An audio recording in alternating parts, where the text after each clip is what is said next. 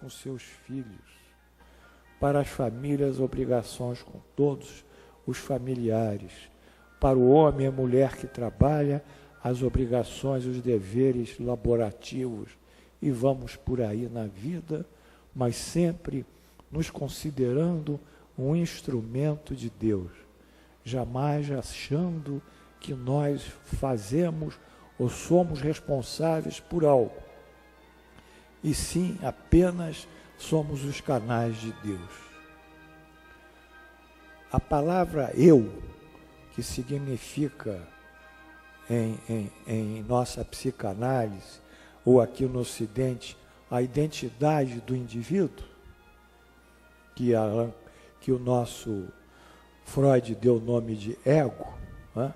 O ego do indivíduo, que é a confluência de dois setores psicológicos, o inconsciente, que é o id, e outra parte inconsciente, que é o superego, o id, que são as forças vitais instintivas, e o superego, que é o elemento crítico em relação aos impulsos que o id oferece para modular o indivíduo social. Nós achamos que somos eu. Mas o sânscrito é tão sabido que ele chama de eu, sânscrito, a língua indiana, de ahamsara. Ahamsara. Sabe o que significa ahamsara em sânscrito? Eu faço.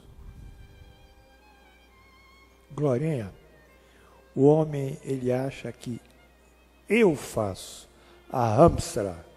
Eu sou eu faço. E quando ele acha que ele faz, que é ele, eu, esquece do grande fazedor. E o grande fazedor é Deus.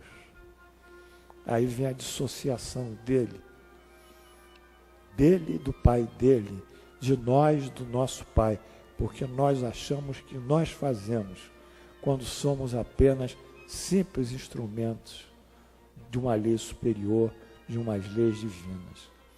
Então, nós temos que nos considerar sempre que o grande fazedor, Deus, atua sobre nós, para que nós possamos fazer o melhor pelos nossos destinos, desde que assim o nosso livre-arbítrio aceite essa visão de desprendimento, de renúncia e de trabalho pelo próximo. Eis aí o que eu queria passar um pouco dessa beleza da filosofia do Tagore, que foi, como eu disse, Prêmio Nobel, em 1913. Agora vamos passar, então, a viagem. Vou pedir ao Milka para tirar esse vídeo e colocar o vídeo da viagem. Tem que ficar no escuro porque dá melhor detalhe, né?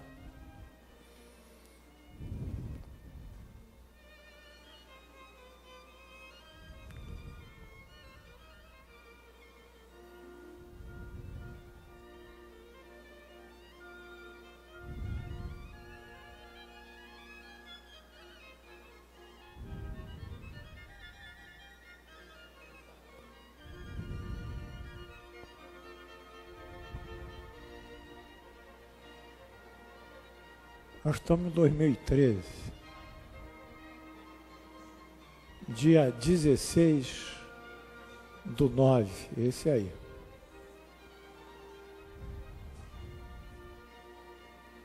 Não é isso, é o outro CD, a Milka. Hein?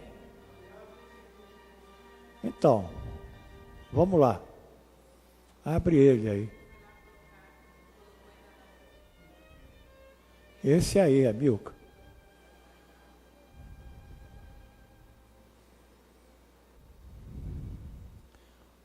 Não é 22 não, a Milka. Hoje não é 22. Está em ordem, está em inglês, é isso mesmo. Até 13. Será que o Fábio pode dar uma chegada lá, Fábio? Hein?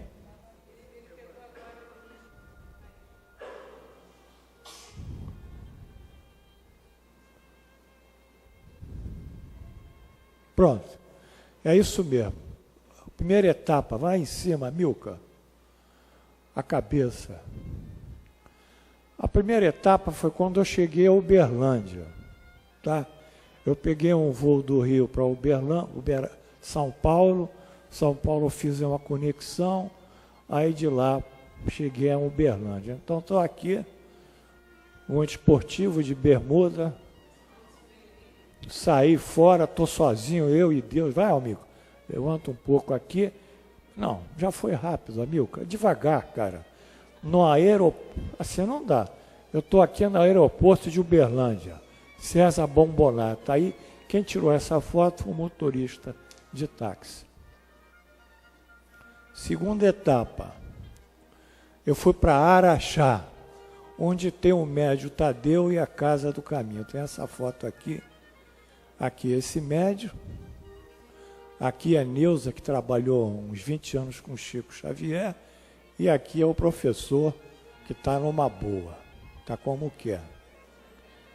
Bom, esse médio aqui eu tenho que falar para vocês. Ele começou o trabalho dele aos 13, 14 anos de idade, quando a mãe dele ia na cidade e tirava os mendigos da rua, os ulcerosos, as pessoas que tinham toda a espécie de doenças dermatológicas, e levava para uma casa de adobe, porque eles eram muito pobres. E como ele era um médium em que a mão dele tinha um efeito curador, ele tratava dessas criaturas. Ele é cego de uns olhos, um desses olhos ele não enxerga. Então ele é um médium inato, como bom médium. Ele não conhece bem a doutrina espírita, mas não importa. Ele é aquele indivíduo que vai se juntar ao calceteiro e vai se juntar ao lavrador. É isso que eu quero de vocês. Eu quero que vocês tenham amor no coração. Não precisa, eu dou a aula, tudo bem, a gente vai dando essas aulas. Mas mais importante que o conhecimento é a capacidade de amar. Então, ele é um grande médium de desobsessão, nós vamos falar um pouquinho sobre isso. E aqui é a Neuza, que é a minha guia lá, essa senhora que trabalhou, né, muitos anos com o Chico, e depois nós vamos comentar sobre ela. Vamos andar mais um pouquinho, Amilca? Bem, aqui é um confrade nosso de Portugal. Ezequiel, vê aqui, Amilca, a legenda, é o Ezequiel.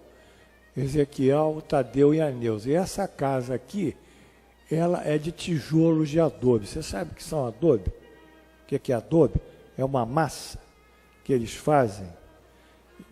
Hein? Adobe. B. É uma massa. Aqui essa casa, obviamente, ela foi melhorada. Mas ele morava nessa casa e nós vamos entrar no interior dessa casa. Ainda tem aqui uma carroça de roda de madeira que eles deixaram. Bem, dentro da casa tem a cama dele, ele dorme lá, tem aqui um armário, e quando dá 4 horas da manhã, agora ele sofreu um infarto, ele vai tentar limitando um pouquinho, mas 4 horas da manhã ele se levanta e vai fazer o trabalho dele de desobsessão. Aí eu pergunto a vocês, quais são os médios de desobsessão? Não tem. Ele mesmo sozinho, Ângela. Ele vê os espíritos e ele conversa com os espíritos. Ele, às 4 horas da manhã, pega os papeizinhos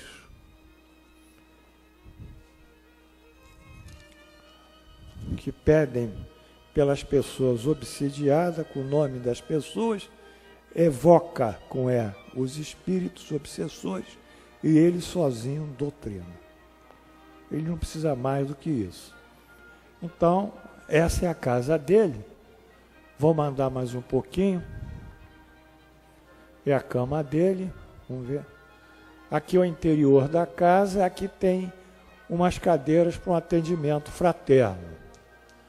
que ele gosta de conversar. Então, como eu era uma pessoa que tinha acesso a ele, foi fácil chegar a ele, mas é muito difícil chegar a ele. E eu pedi para ele para me ajudar nas minhas aulas. Eu peço a vocês, porque a gente vai iniciar um trabalho a nível de informática digital, e eu disse, Tadeu, todo o trabalho que a gente faz na divulgação do Espiritismo é um trabalho difícil. Difícil porque atrai as forças das trevas, né? E quando nós colocarmos isso num site, com tudo que precisa, nós vamos começar a divulgar e vai dar problema. Vai dar problema que eu sei, né? Eu conheço isso desde o doutor Rocha Lima, né? Eu aprendi isso com ele, estou aqui, sei lá, uns 35 anos na casa. Então eu pedi, você me ajuda. Ele falou, não, Paulo, vai que você vai acertar. Então eu não pedi nada para mim, não pedi nada para os outros, mas pedi para o meu trabalho, porque era o fato mais importante que eu precisava. O chão é de terra batida. Vamos andando. Aqui é uma mesinha, que ele também psicografa, sempre sozinho. Aqui o teto, quer dizer, isso está mais estilizado, né? Mas o teto é de... não tem forro, né? O chão de terra batida e telhado sem forro, né? É aí que ele fica. A cama está aqui à direita, aqui tem a mesa, aqui tem 3 cadeiras, aqui tem uma entrada para o banheiro. É tudo que ele tem na vida, tudo. Mas ele, com o trabalho dele, e aqui é a entrada da casa, do lado de fora, ele construiu, ele foi trabalhando, e como ele tem uma habilidade muito grande de tratar feridas, aquilo foi crescendo, e ele então fundou a Casa do Caminho. Eu acredito que vocês possam entrar na internet, pedir Casa do Caminho Araxá. É uma casa hoje que atende milhares de pessoas. Virou uma fundação, tem convênio com o SUS, e ele não deu mais para se envolver com tamanho crescimento. Não é? Mas ele ficou com esse trabalho, né? E nas quartas-feiras ele dá uma sessão pública, em que ele é o doutrinador da sessão pública, tem um coral belíssimo, né? Que canta, é um ambiente muito importante. Então isso é que fez Araxá. A terceira etapa, eu fui na casa desse senhor aqui, que tem 90 anos. 90 anos. Quem se achar velho, é melhor vir aqui que ele tem 90 anos. É o Antônio de Paiva, ele é um grande teórico do Espiritismo. 90 anos. E um grande também memória de Uberaba, de Viva. Ele estava com alguns alunos. Esse aqui é a Sueli, que é do grupo do Chico Xavier. Essa aqui é uma outra aluna que estava lá na casa dele. Aí eu fui na casa dele, vamos andando. Então, vou subir aqui a legenda, sobe aqui um pouquinho. Então ele faz um estudo às quartas-feiras, tem uma garrafa aqui de água fluidificada e uns exemplares dos livros dos Espíritos que os alunos dele vão estudar aqui. Então ele faz um estudo do livro dos Espíritos em casa, às quartas-feiras. Isso também é uma coisa que nós temos que tomar conhecimento, que isso também existe, não é? Então, é mais uma visão da mesa. Bom, vamos andando. Bem, aí, ainda eu nem me lembro, quarta-feira, né? Aqui, eu fui a Araxá, eu me perdi um pouquinho. Eu sei que isso aqui me parece que é na quinta-feira. Eu estava no hotel E aí veio o pessoal da Casa da Prece, que é a casa do Chico Xavier, onde ele trabalhou, e também é responsável pelo Museu do Chico. Isso aqui é uma confreira de Niterói, esse aqui é o filho adotivo do Chico, que chama-se Eurípides. Vocês conheciam? Nunca viram ele, a foto dele? Não, não. Hein? Viu? Ele é muito tímido, mas é boa gente, mas ele é tímido, né? Tem que saber levar ele com jeito, porque ele é arredio. Aqui a Neuza, que é a Memória Viva, e aqui a Sueli, que também é do grupo lá. Então eu ofereci essa noite, né, um jantar para ele e para o grupo, que eles queriam que eu fosse lá na Casa da Prece fazer uma palestra, mas eu não ia ter tempo. Vamos andando. Aí eu falei aqui, pessoal, ninguém aqui é de ferro. Nós somos humanos. Não é, Valtinho? Vamos abrir um vinho? Não, abrir vinho? Eu falei, ué, você acha que a gente é padre? É asceta? Nós somos humanos, nós temos direito a viver. Né? Nossos princípios são do bem. Então, abri lá um vinho, nós jantamos uma tilápia, que é um peixe de água doce, uma tilápia bem grelhada, com purê de batata, e aí botei eles para brindar comigo. Muito bem. Aqui é outro brinde. Depois eu tive, dá uma paradinha aqui, depois eu tive uma conversa antes de viajar, num sábado à noite, com a Donda. O Eurípides não foi mais.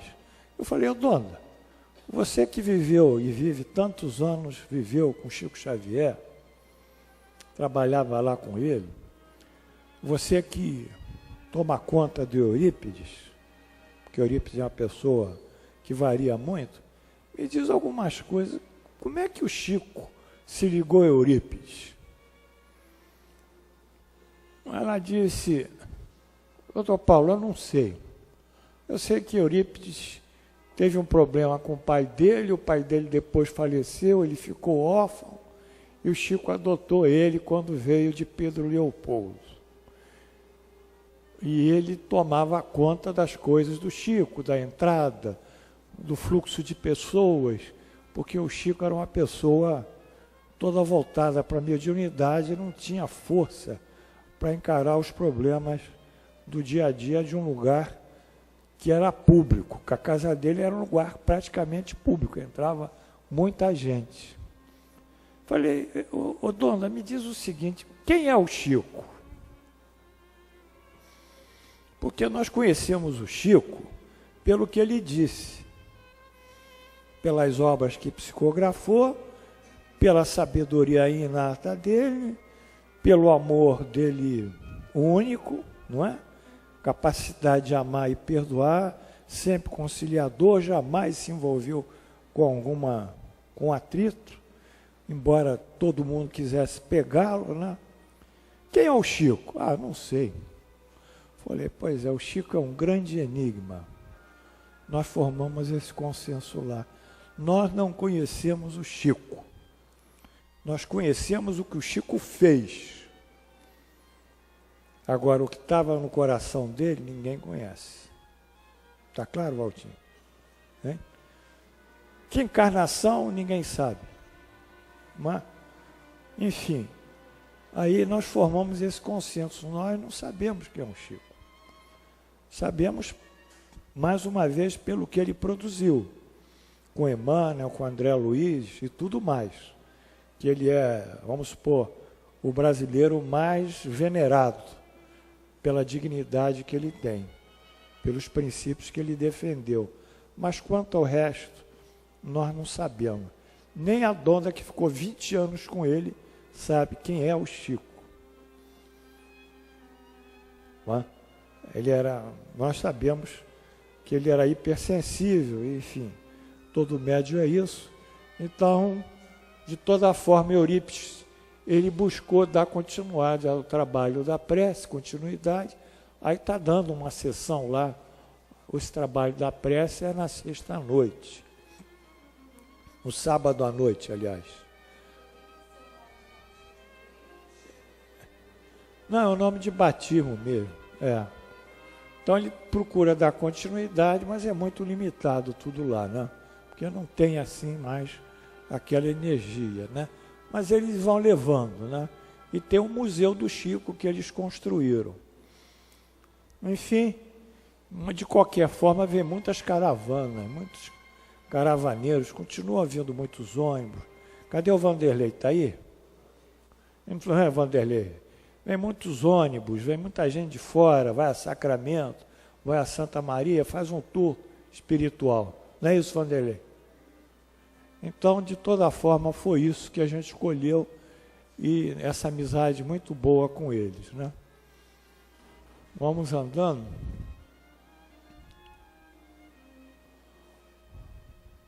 Bom, a gente andou. Nós fomos depois a Uberlândia.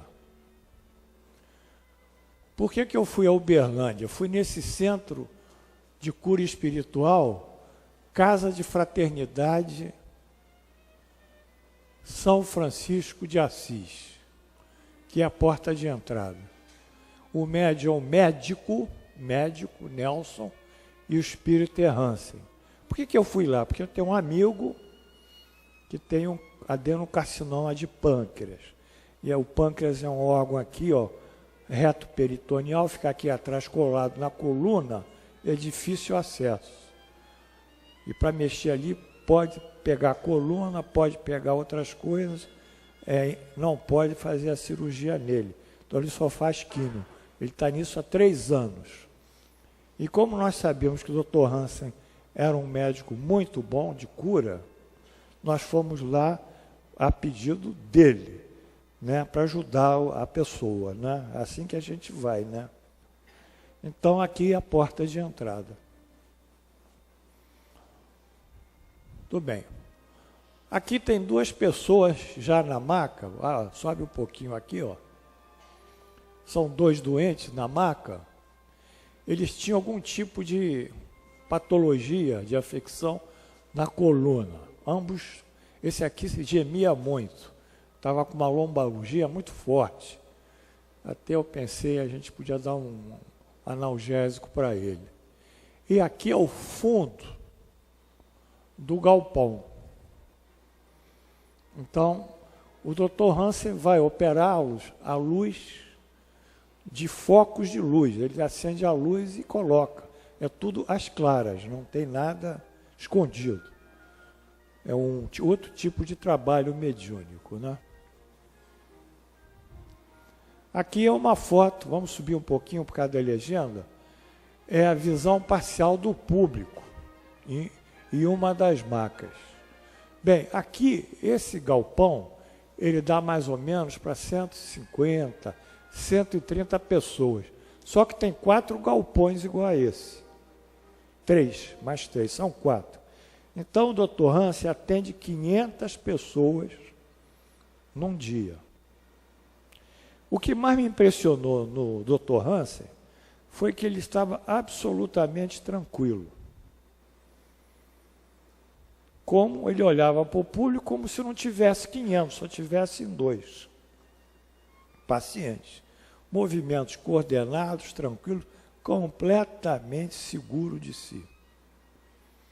Quando a gente vê médios se agitando, né, aquela confusão que a gente conhece, aquilo ali me deixou perplexo. Então, ele é absolutamente tranquilo. Então, vamos dar mais uns focos aqui. Aqui já eu consegui uma foto melhor. São 4 salões, cada salão comporta cerca de 150 pessoas ou pacientes. Ele dá 500 atendimentos, isso é na sexta-feira, e são realizados por só um médium. Tudo na mais absoluta harmonia e tranquilidade. Não tem problema. É igual a minha aula, tudo tranquilo, não tem problema. Né, Valtinho? O problema é só o futebol com você. Aqui eu tirei essa foto, porque aqui, ó, são outros galpões. É um galpão aqui, mais um e mais um lá no fundo. Né? e aqui ainda os doentes estão na maca. Então eu vi ele operar esse pessoal, colocando agulhas na coluna. Aqui eu cheguei e fiz a consulta, vamos aqui. Eu entrei na fila, a fila dessa sala, ela já estava terminando. Eu falei para esse Antônio de Paiva, que é meu amigo, que é amigo dele. Falei, Antônio, dá um jeito de eu chegar nisso. Aí ele falou lá, não falou com ele, falou com os auxiliares, entra na fila depois daquele de maca. Eu entrei no final da fila dessa sala, já era 9h30 da noite. O Hansen ia terminar talvez 1h da manhã, por ali. Mas tinha ônibus do Rio Grande do Sul, tinha ônibus de Curitiba, ônibus muito longe. E aqui é o médium. Está aqui. Então, eu cheguei para... Estou aqui até com a receita, ó. A receita que ele me deu. Eu cheguei lá e falei, olha, eu queria falar, eu sou colega seu, doutor Hansen, queria falar de um amigo meu. Ele disse, falei, ele está com adenocarcinoma. Aí ele rapidamente prescreveu uma receita homeopática que está ali e, ao mesmo tempo, prescreveu 4 cirurgias espirituais, o qual começa hoje a primeira dele às 8h30 da noite e vão ser sempre às 8h30. O que eu notei foi o seguinte, quando o pessoal ficava na fila, eu era o último da fila, a fila tinha acabado para ser atendido por ele, eles se levantavam das cadeiras, iam para a fila, os espíritos que trabalhavam com o Dr. Hansen, eles já faziam diagnóstico. Então, não era o Dr. Hansen que fazia o diagnóstico, a turma já chegava ali na mesa com o diagnóstico feito, seja de que órgão, que sistema fosse. O Dr. Hansen já sabia, ele ouvia. Aí, como ele já sabia, ele já te prescrevia automaticamente. Então, ele atendia em 30 segundos uma pessoa. Saía dali com aquela receita, ia para uma outra mesa onde estava a mulher do médico, e a mulher traduzia a receita, né, que era, não dava para ler o que ele tinha escrevido, que era ilegível. Então, todos os doentes tinham um diagnóstico prévio, antes de chegar à terapia. Então, eu cheguei para ele e disse assim, já que o senhor está aí, eu queria fazer uma consulta para mim. Ele disse, eu já sei o que você tem. E riu. E me prescreveu um remédio à base de fósforo e de lítio para o cérebro. Como eu tenho trabalhado muito com isso aí, está ficando desgastado. Tem uma fadiga aqui. Mandou logo, vou tomar um remédio. Disse, tome isso aqui e manda preparar, tal. Eu já sei que você tem. Eu não cheguei a dizer o que eu tinha.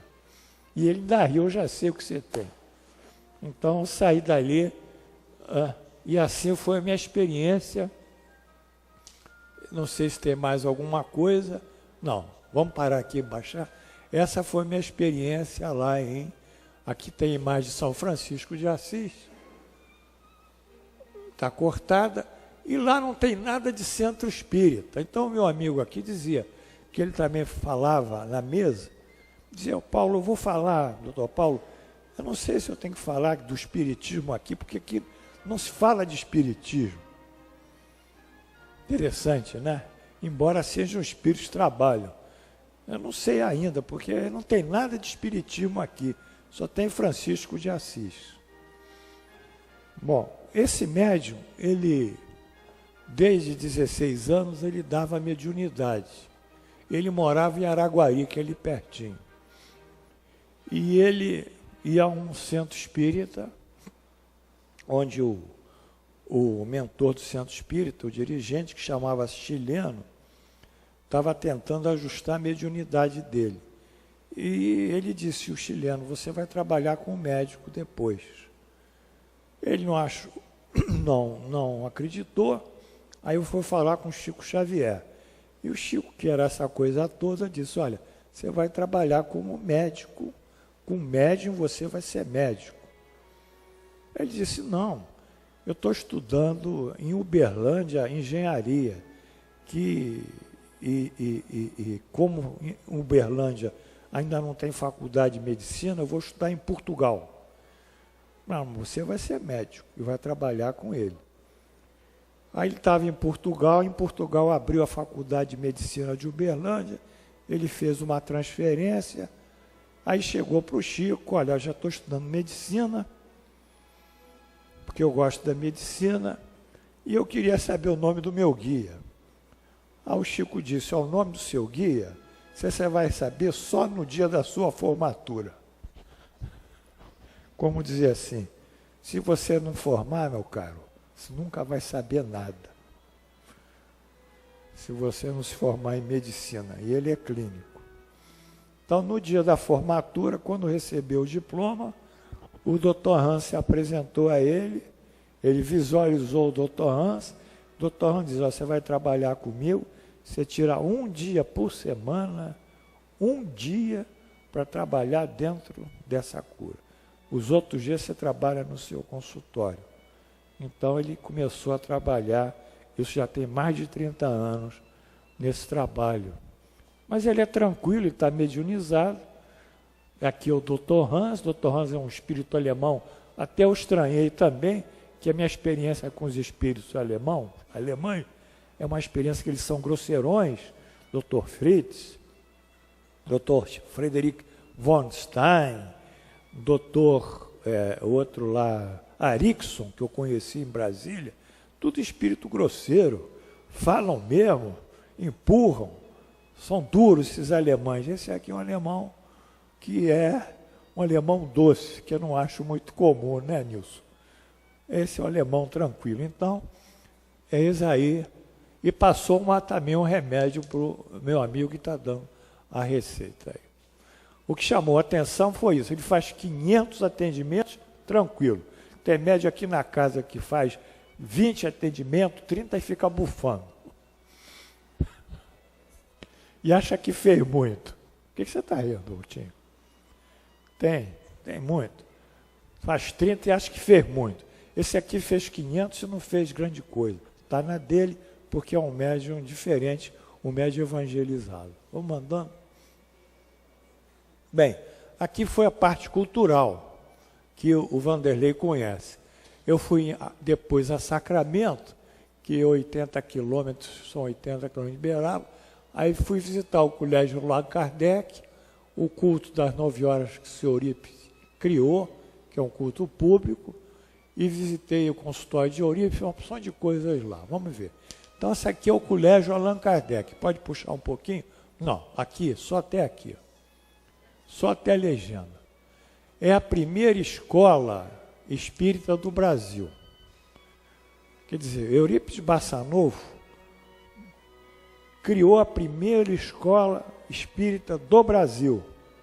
Os alunos estudavam o curso regular na grade do Ministério da Educação aí de 1900, quando era isso mais ou menos, 1907, e também estudavam a doutrina. Então vocês têm aí a primeira escola espírita do Brasil, num lugar que é realmente de difícil acesso. Vamos para a segunda. Aqui é uma foto dos alunos do colégio. É uma outra época, eles todos usam paletó, né? Eles têm uma postura diferente, uma época diferente. E essa época, para mim, é a época em que os alunos respeitavam os professores. Está claro aí? Não tinha bullying, não tinha papai entrando no meio dos alunos para dar piruada, se queixar com o coordenador de turma, fazer queixa. Não tinha mãe e pai dizendo que vai chamar advogado, dando moral em cima do aluno, e o próprio professor no meio desrespeitado. Não tinha isso, né? Então, é uma época em que eles estudavam, eram muito exigidos. Então, aí são... E aqui está o Eurípides, ó, nesse cantinho aqui, junto deles e alguns professores também lá em cima. Vamos para outros. Aqui, aqui é o consultório de Eurípides. ele tinha muitas mediunidades, e uma delas era de médium receitista. Então ele prescrevia receitas, né, homeopáticas, tinha um pessoal que preparava para ele, embalava numa garrafa e mandava para o correio. Tinha dia que ele prescrevia 300 receitas, e 300 garrafas iam para o correio. Colocava uma etiqueta na garrafa. Quando alguma das pessoas trabalhavam com ele, trocavam a garrafa e o número da pessoa, o espírito batia a garrafa uma na outra, para avisar que estava trocado. Então, sabia que estava trocado, destrocava, porque sempre esse trabalho é feito em conjunção com os espíritos, né? E aí é o mobiliário da época, né? Mas como eu tive lá, eu fotografei a mesma sala que está lá ainda, só com um pouquinho, Amilcar, com a foto atual do consultório dele, né? Mas a mesma coisa, eles tentaram preservar o mobiliário do Eurípides, né? Bem, aqui é o centro que Eurípides tinha um trabalho às 9 horas e que ficou para a tia Igorina Cunha, que é sobrinha dele. A tia Igorina faleceu recentemente. Essa aqui é uma irmã dela, de Curitiba, que vai lá. Mas a outra irmã ainda toca aqui. Esse aqui é o Pogete, que é um professor de astronomia e astrofísica, que quer implantar lá em Sacramento um laboratório chamado Camilo Flammarion. Esse aqui é me esqueci o nome dele, é um ex-aluno de Eurípides, Dr. Bezerra, Allan Kardec aqui e Eurípides aqui. Esse aqui é o Novelino, Tomás Novelino. Então, estou aqui numa boa, na mesa do centro, né? Aqui é a irmã da tia Gorinha, Nezinha, e aqui é um auxiliar lá da casa, né? Vamos lá. Então, aqui já tinha, eu fiz uma palestra lá, eles me chamaram, então eu não podia dizer não, né? Então, a mesa de trabalho, o culto, está aqui a tia, essa irmã da tia Gorina, professor Kardec, e aqui a foto do Allan Kardec. Então, outro fato que chama a atenção, que eu queria passar para vocês, é a simplicidade das coisas.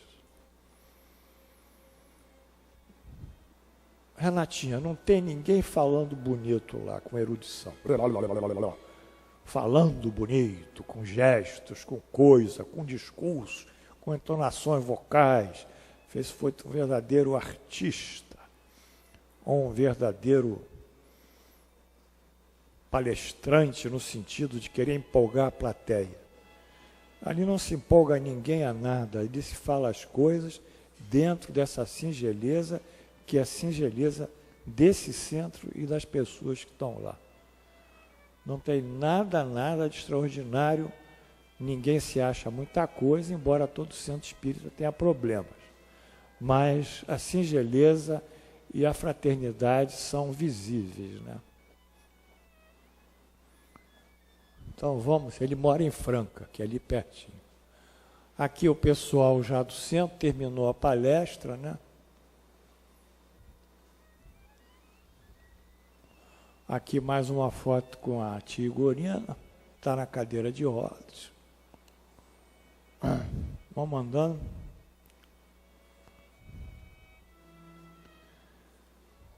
Vamos lá. Aqui é uma foto do salão, né? Já vazio, uma foto de Eurípides. Isso aqui eu acho que é do Emmanuel, né? Aqui está o Chico. Então esse é o salão, uma coisa muito simples, mas que a gente sente os espíritos chegarem, porque é um ambiente muito saudável, né? Aqui é a chácara que a família Cunha, quer dizer, os descendentes de Eurípides, essas senhoras moram. É uma casa muito bonita, o céu lá é muito azul, está tudo muito florido, um ambiente muito gostoso, né? Vamos lá. É mais uma foto. E mais uma foto. Aí eu fui convidado para tomar um café com eles, comi um requeijão, um bolo de fubá. Já comeram um bolo de fubá? Lá, igual de lá, não tem. E café? Já tomaram o café deles? O café deles é com coador. Vocês já tomaram algum café de coador? Quem tomou café de coador, levanta a mão. Oh, é até mais do que eu pensava. Eu pensei que aquela máquina italiana. Tchuf, tchuf, aquela coisa horrorosa, hein? É? Pois é. E lá é café de coador. E bolo de fubá. E também um queijo e um requeijão também. Então você estaria para engordar. Vamos, peraí, ô Milka. Oi. Hein? Ela oferece um chazinho, só que como ela não está mais lá, a tia Gorina, não houve chá e não houve coral dessa vez. Porque eles estão naquela transição, né, de liderança, né? Bem, o fato é o seguinte, a gente volta à vida simples. E essa vida simples tem uma tônica para nós de mostrar que as coisas aqui na cidade, no meio urbano, estão muito deterioradas. Lá no meio rural, as coisas, embora eles não tenham a instrução que nós temos, nem a tecnologia, nem nada que nós temos, eles são pessoas que têm muito acesso às entidades espirituais. Então, essa simplicidade que nós temos que procurar na vida, em tudo que nós possamos fazer, inclusive em nossa relação com os espíritos. Porque os espíritos estão sempre ao nosso lado. Estão sempre nos ajudando, dependendo da nossa sintonização. Então, aqui foi um bom momento aqui. Eu, como eu tenho gosto de máquina de café que existe por aí, todo aquele café horroroso italiano, aquelas máquinas, bota um negócio assim também na máquina, uma pedrinha, varia, né? Aquilo ali não tem nada a ver com uma coisa tão simples. Vamos em frente. Aqui é um recanto lá, que eles chamaram, um pequeno bosque lá, que eles botaram uma placa homenageando Eurípides. Eu vou tirar uma outra foto, eu tirei para ver se a gente consegue ler o texto. Isso é dentro da casa. Você viu isso lá, Lídia? Viu essa placa lá, Lídia? Vamos lá. Ó. Essa está ruim. Vamos ver. Tem uma terceira aí. Essa aqui dá. Quer dar um zoom aqui, para os alunos? Nessa aqui.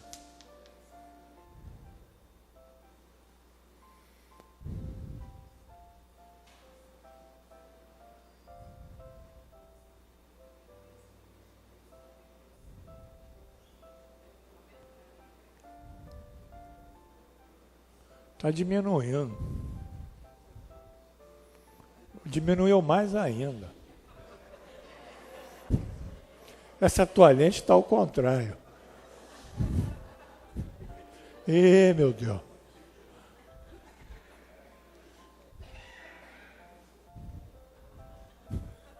Aqui, Amilcar.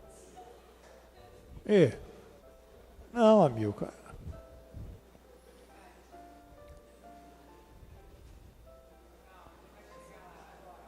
É essa aqui, Amilcar. Puxa para cá.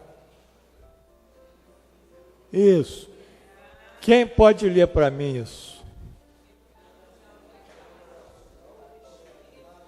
De Eurípides, Bassanufo.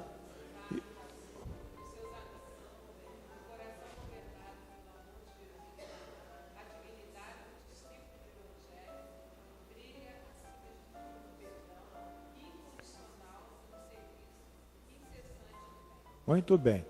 Então, a nossa dignidade espiritual, para que nós possamos nos chamarmos discípulos de Jesus. Espera aí, Amilcar. Desce aqui, cara, eu estou lendo. Essa dignidade, ela tem que estar brilhando, tem que ser envolvida pelo perdão, sem condições, sem nenhuma forma de exigência e no serviço incessante ao bem. Então é aí que nós vamos caminhar. Então está aqui o exemplo de quem agiu assim. Pode voltar ao normal, por favor?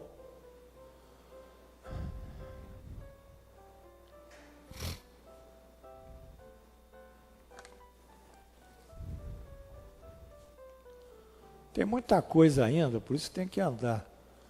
Isso não acabou, não.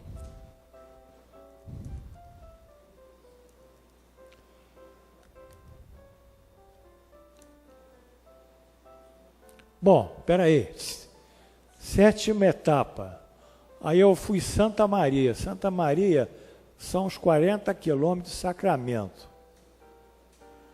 Aí, primeiramente, eu fui lá num instituto que eu sou fundador, que é o Instituto Leopoldina Giovana de Araújo, INCLA, que tenta preservar as tradições espíritas de Santa Maria. Isso aí é um grupo de alunos que estavam estudando o Evangelho quando eu fui lá. Vamos andando? É outra foto do grupo. Você vê que a situação minha está ficando ruim, ó. Ficar comendo lá. Tem que voltar a correr agora, outra vez. Vamos lá. Espera aí. Pode, essa a segunda, aqui embaixo. Aqui. Mais, viu? Para ver a legenda. Essa casa aqui é que Eurípides ficava quando ele ia a Santa Maria. Aqui, nesse quarto.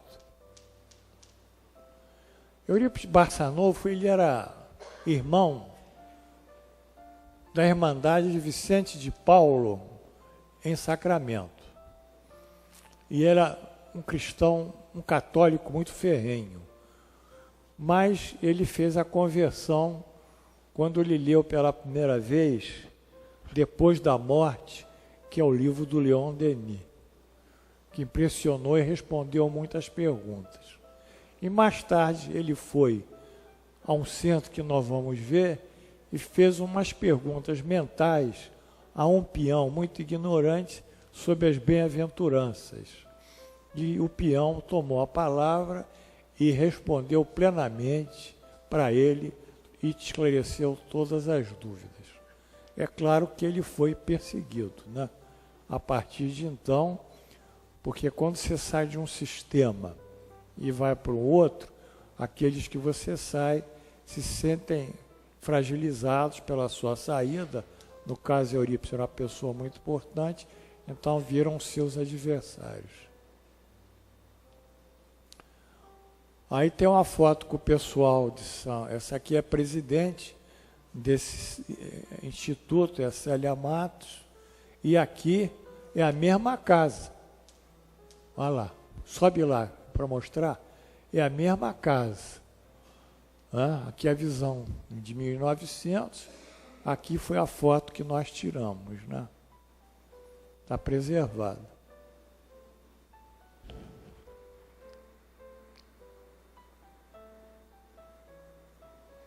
Aí vai repetindo as fotos, né? O mais importante é que vocês vejam a casa que ele ficava lá, né?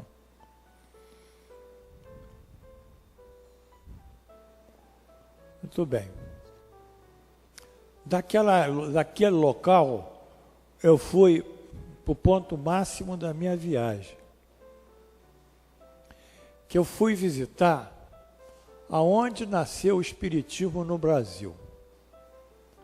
O Espiritismo no Brasil nasceu em Santa Maria, através dos fenômenos de efeitos físicos dados pelos peões da fazenda, sob a direção de um espanhol, seu Frederico Peiró, e sob um tio de Eurípides, o Ion Mariano. Então esse é o centro da época. Eu tenho umas cadernetas de presença deles, que eu não pude trazer porque eu tenho que digitalizar. Mas eu prometo, logo que eu tiver tempo, trazer as cadernetas dele, dos médicos que trabalhavam lá. Então, esse, quer subir aqui a legenda? Esse é o Centro Fé e Amor. Ele foi fundado em 1900. Aqui são os responsáveis pelas primeiras manifestações de efeitos físicos no Brasil. O Frederico Peiró, a cidade que ele morou, agora tem o nome de Peirópolis. E aqui é o Mariano da Cunha, que é o tio de Eurípides, que fez essa conversão dele. E aqui é o Centro Espírita, na minha foto atual. Como vocês veem, Centro Espírita Fé e Amor, fundado em 28 de 8 de 1900.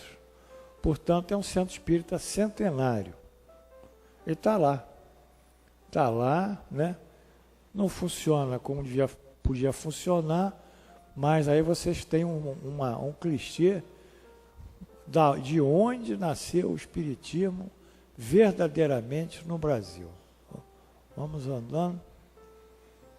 Aqui é uma visão, subir mais um pouquinho, atual do Centro Espírita, porque a última vez que eu fui ainda tinha uns bancos de madeira aqui, alguns anos atrás. Madeira corrida, aqueles bancos. Eles substituíram os bancos por essas cadeiras e reformaram lá o centro, né? A visão interna. Aqui é um outro aspecto do centro. Como vocês veem aqui, ó, não tem nenhuma foto de ninguém, esse daqui. Ó. Não tem nada, só a parede nua.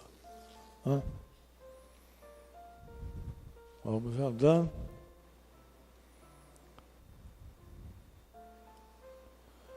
Depois de lá, eu visitei um centro assistencial, que é um centro de reabilitação para crianças que têm paralisia cerebral, tiveram poliomielite, têm uns problemas neuromotores, quer dizer, a parte neurológica e motora, que a tia Gorina fundou, que é essa casa aqui de reabilitação. Não está como centro, mas é ali mesmo. Então, o que me encantou foi esse céu azul aqui.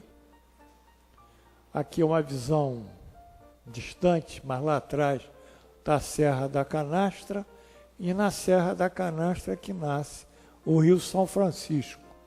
E lá tem umas viagens turísticas pela Serra da Canastra, para quem quer conhecer aonde nasce o Rio São Francisco. É uma região, como eu disse, muito salubre, muita insolação, muita vida, e eu vim de lá muito energizado.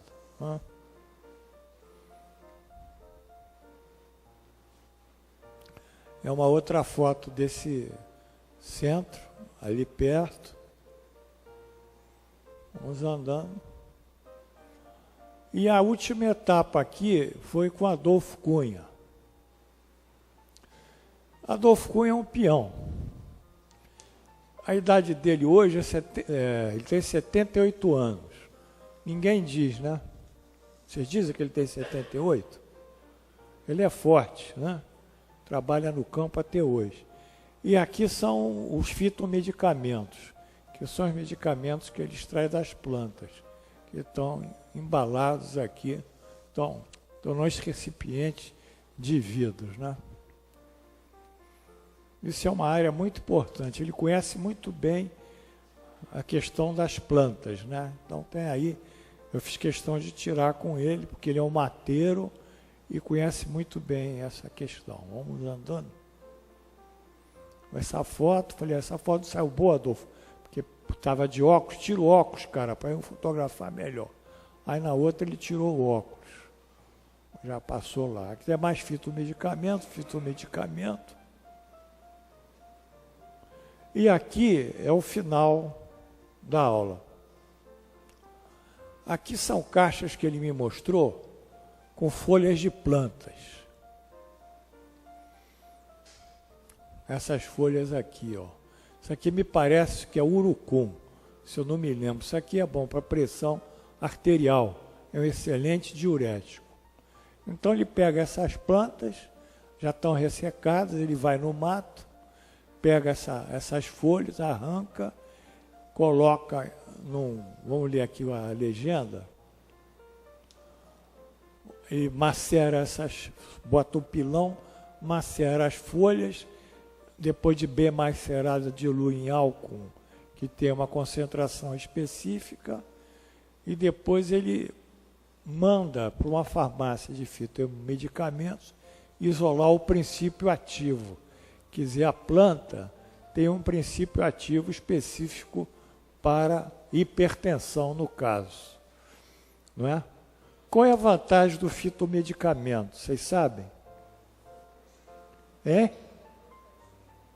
Eu estou estudando, não. É? Fala mais alto. Não, o fitomedicamento não dá efeito colateral. Por isso que a gente tem que trabalhar. Se você vai tomar corticoide dá catarata, dá retenção hídrica, aumenta a pressão arterial, aumenta a glicose do sangue e dá efeitos psíquicos também. A pessoa tem alterações no pensamento. Esse é um remédio bom, mas um remédio perigosíssimo, os corticoides. E outros remédios também. Você vai tomar um remédio, um analgésico forte, para o estômago, um analgésico forte, vai dar gastrite e dar insuficiência renal, prejudica. Então você tem que tomar um remédio antes dele para forrar teu estômago, tipo o omeprazol, depois dar o remédio para dor lombar, aí melhora. Então, o mal dos remédios produzidos pelo homem é que eles são cheios de efeitos colaterais, porque eles são sintetizados em laboratório pelos químicos. As moléculas eles vão sintetizando. Só que os remédios fitoterápicos, eles não têm nenhum efeito colateral e também produzem o mesmo efeito, desde que vou dizer, corretamente administrado. Então, a nossa expectativa como médicos é que os fitoterápicos cresçam, mas ele vai ter que lutar para crescer contra o lobby, né, e a pressão econômica da indústria farmacêutica, né, que não tem nenhum interesse que a gente seja um produtor de fitoterápico. Por outro lado, eles vêm aqui para o Brasil, roubam as nossas plantas, vão para a Amazônia, dizendo que trabalham para uma ONG, criam uma ONG na Amazônia, mas para espionar a gente, ver as nossas riquezas e roubar as nossas plantas. Aí depois eles descobrem o princípio ativo e marcam a patente da planta nossa, que é uma planta nativa no Brasil. Enfim, mas essa foi a última etapa da viagem, não é isso, Amilcar? Pode acender a luz, então. Eu não fiz a apostila, que eu não tenho autorização para reproduzir a imagem desse pessoal, tá? Essa questão de reprodução de imagem, só autorizando. Eu não me sinto confortável, né? Vocês ficaram com alguma dúvida? Que a hora tá já passou. Alguém tem alguma dúvida aí? Não. Tudo tranquilo?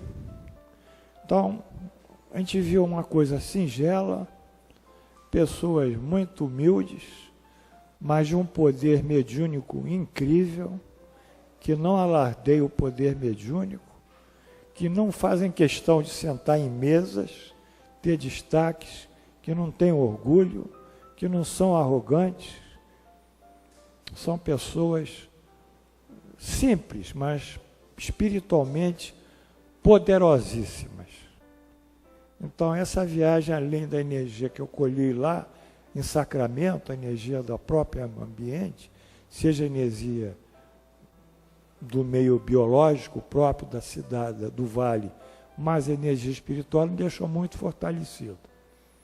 Mas também me deu uma grande lição de vida, que a humildade é muito importante para nós em todos os momentos. A bondade, a benevolência, tudo isso é muito importante. E que ser médium não tem nada de extraordinário, é servir. Se achar alguma coisa, não é próprio da doutrina espírita. Então, foi essa a minha viagem que eu queria passar para vocês de quarta-feira até sábado, porque domingo de manhã eu tive que voltar para o Rio e voltar para esse barulho, para essa confusão que a gente vive aí no Rio de Janeiro, esse trânsito, essa poluição, essa qualidade de vida tão difícil que a gente passa. Então vamos passar para a irradiação, Edith.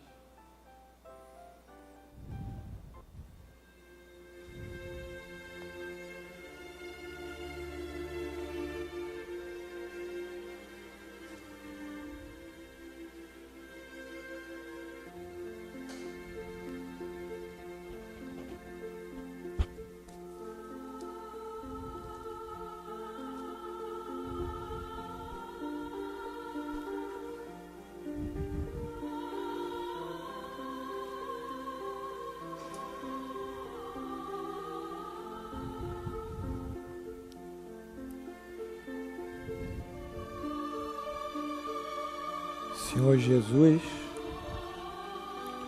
Deus nosso Pai, voltamos aqui a evocar o início da aula sobre o trabalho do calceteiro e do lavrador e sobre o fanatismo do asceta que deixa sua mulher e seu filhinho, que são as preciosidades da sua reencarnação, as joias. Voltamos esse início para vibrarmos no bem ao próximo, sabedores de que não há nenhum lugar específico, não há nenhuma propriedade que nos dê o privilégio de sermos melhores do que os outros.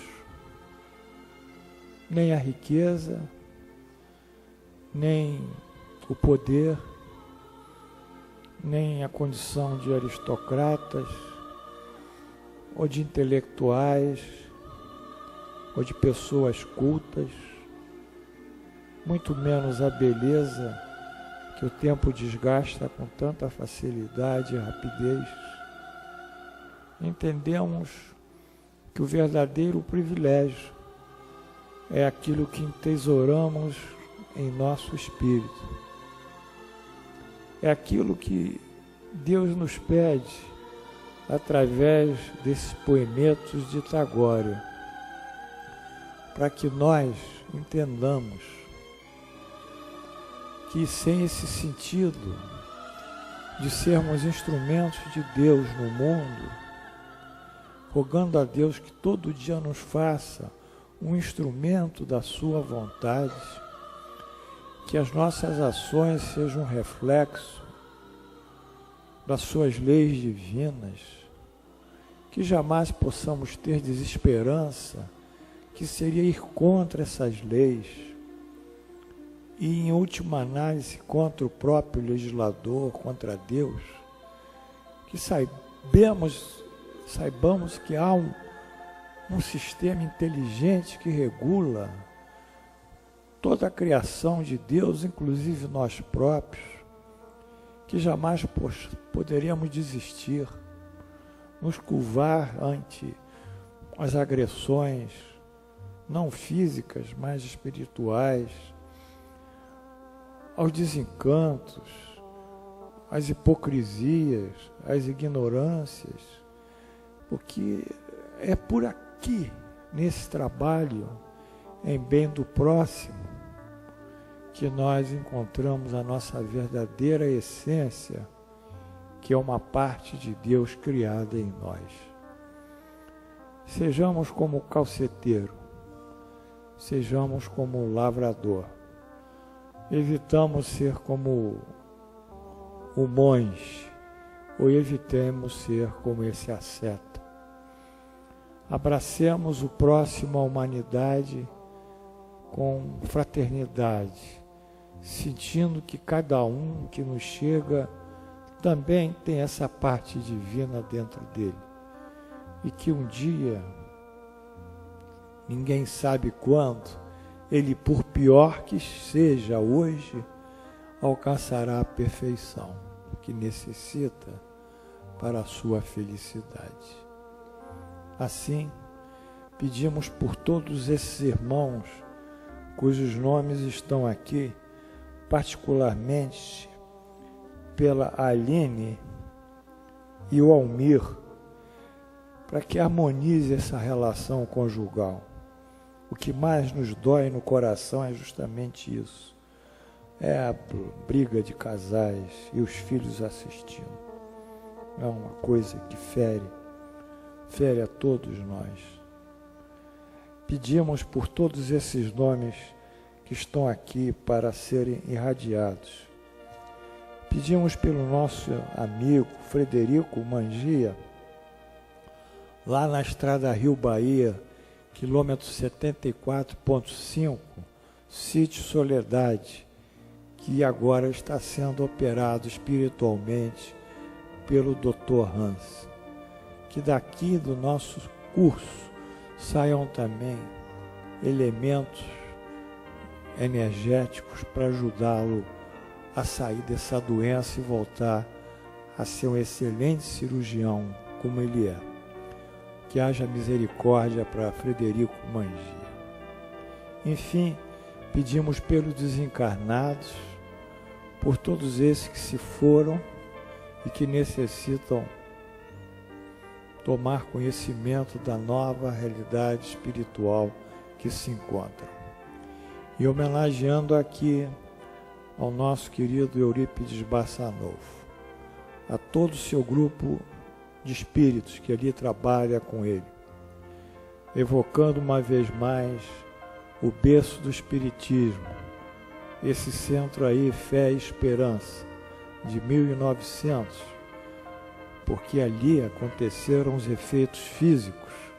Já haviam centros antes dos anos 900, inclusive o Dr. Bezerra de Menezes pertencia a um deles, mas estudavam mais a filosofia espírita, outros estudavam os fenômenos espíritas, outros procuravam a evangelização, mas não havia essa pujança, essa explosão de efeitos mediúnicos que caracterizam a primeira fase do Espiritismo.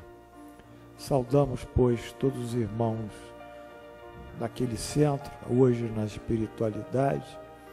Saudamos nossos alunos que permaneçam na sua fé e na sua bondade, jamais desistindo.